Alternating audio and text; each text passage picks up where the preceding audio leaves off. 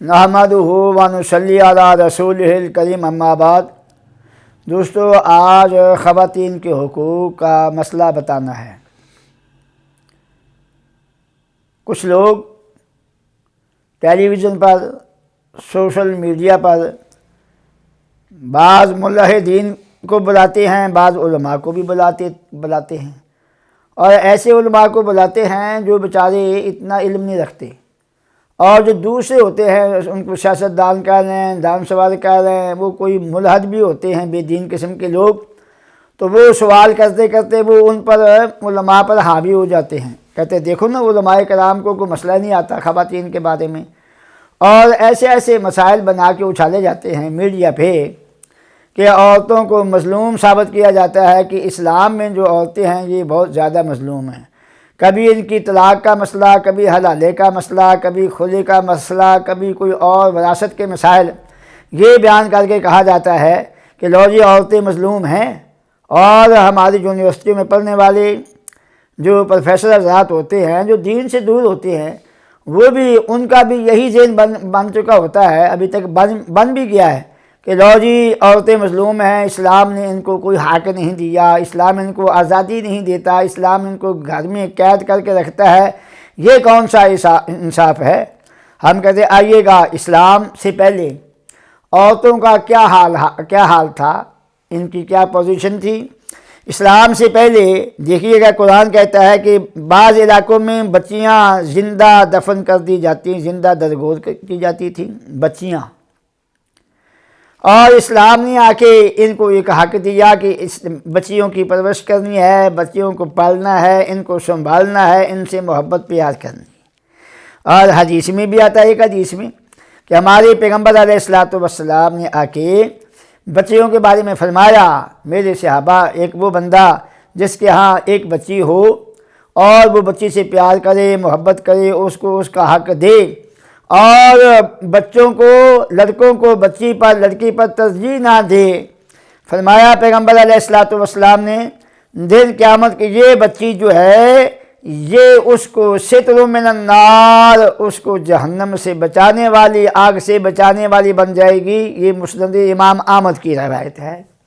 اور ایک حدیث میں آتا ہے پیغمبر علیہ السلام نے فرمایا، جس کو اللہ کی ذات نے من آلا جاریتین، جس نے دو بچیوں کی پرورش کی، ان کو پالا پوسا، جوان کیا، ان کو تعلیم دی، اور علمہ و احسن تادیبہ، علمہما و احسن تادیبہما، اچھی تعلیم دیتا ہے اور ان کی پرورش کرتا ہے، دو بچیوں کی، میں اور یہ بندہ کہاتین فی الجنہ، آپ نے ان دونوں انگلیوں کو ملایا اور فرمایا میں اور یہ بندہ جنت میں ساتھی ہوں گے، وہ میرے ساتھ ہوگا۔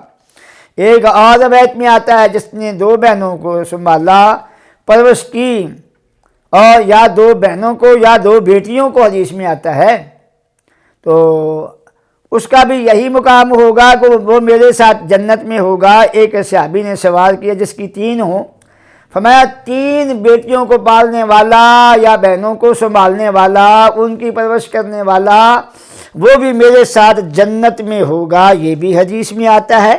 ذرا آپ غور فرمائیں کہ اسلام سے پہلے کیا حال تھا عورتوں کا۔ عورت مظلوم تھی، نہ ان کو حصہ ملتا تھا وراثت سے، اور بڑے ظلم کیے جاتے، اور بعض تو اپنی بچیوں کو زندہ ہی درگور کر دیتے۔ قرآن نے بتایا وَإِذَا بُشِّرَ أَحَدُهُم بِالْأُنثىٰ ظَلَّ وَجْهُهُ مُسْوَدًّا وَهُوَ كَظِيمٌ يَتَوَارَىٰ مِنَ الْقَوْمِ مِنْ سُوءِ مَا بُشِّرَ بِهِ أَيُمْسِكُهُ عَلَىٰ هُونٍ أَمْ يَدُسُّهُ فِي التُّرَابِ۔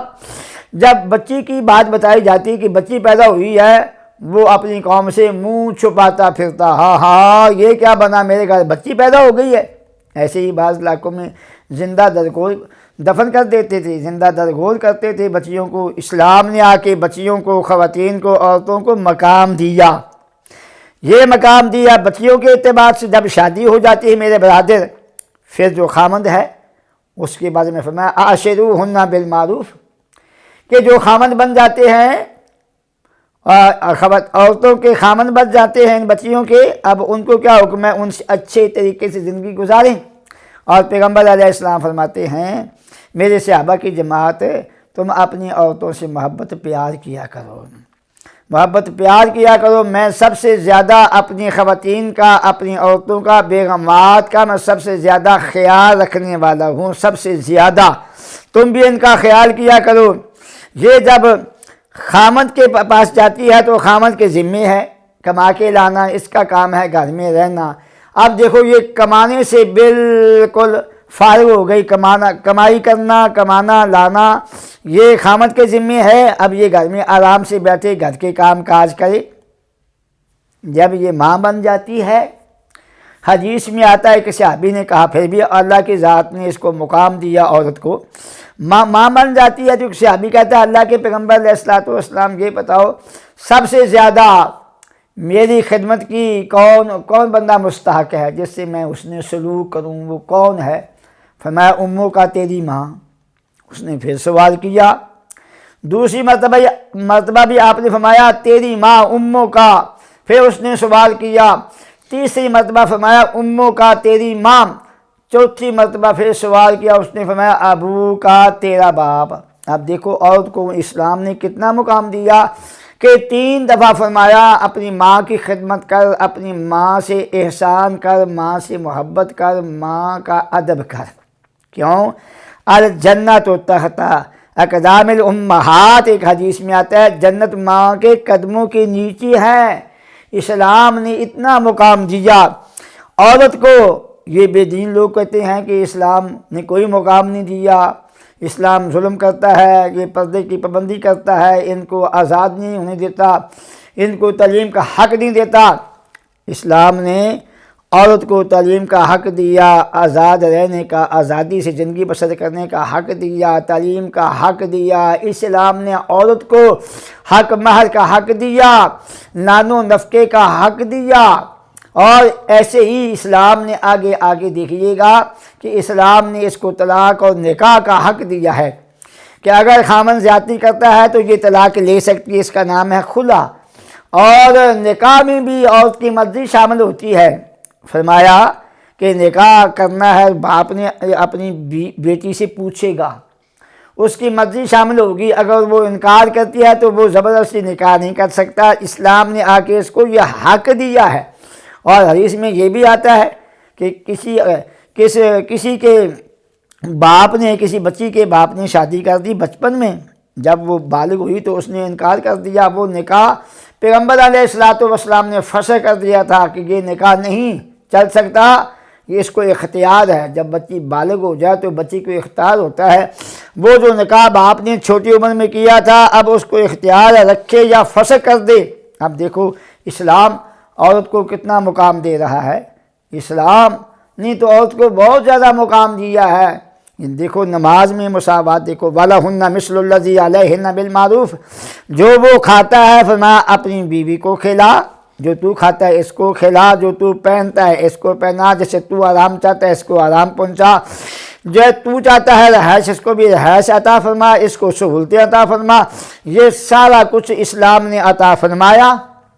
عورت کو اسلام نے بہت زیادہ مقام دیا ہے۔ جو جاہلیت میں اس کے پاس مقام نہیں تھا وہ تو ظلم کرتے تھے اس پر، اسلام نے یہ ساری حدیں جو ہیں جو ظلم تھا ختم کر دیا اس کا۔ اور اسلام نے برقع، اس کو حجاب کا حکم دیا تاکہ یہ دنیا کے درندوں سے بچ سکے، یہ دنیا کے درندوں سے بچ سکے، اس لیے اسلام نے برقعے کا، حجاب کا حکم دیا ہے تاکہ اپنے برقعے میں رہ کے، یہ پردے میں رہ کے یہ تعلیم بھی دے سکتی ہے، خواتین کو پڑھا بھی سکتی ہے۔